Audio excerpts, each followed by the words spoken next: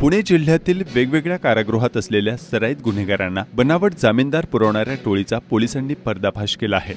यामध्ये 2 वकिलांसह 11 जणांना अटक करण्यात आली असून अटक करण्यात आलेल्यांमध्ये खेड तालुक्यातील एकाचा समावेश आहे।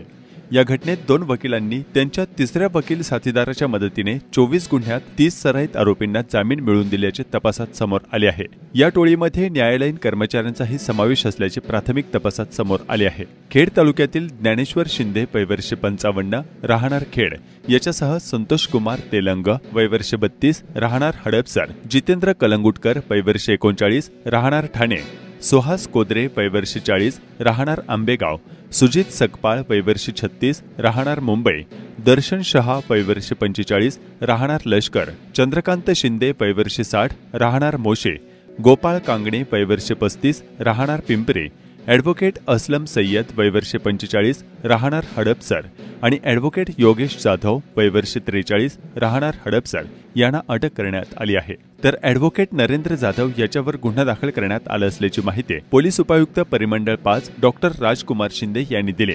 बोगस जामीनदार आणणे, त्यांची बनावट कागदपत्रे तयार करणे आणि ठराविक वकिलामार्फत त्यांना न्यायालयात जामीनदार म्हणून हजर करणे अशी एक मोठी टोळी तयार झाली होती।